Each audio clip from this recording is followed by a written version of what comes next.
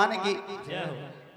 और वो भगत हनुमान जी से कहते हैं कि बाबा हमने श्री राम तो मिला दे, श्री राम जी दरबार में कब आवेंगे। और इस भजन के माध्यम से वो भगत हनुमान जी से क्या कहने लग जाते हैं, बोलिए सच्चे दरबार की।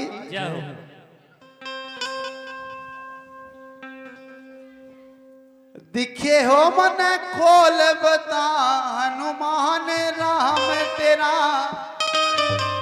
आवेगा के ना।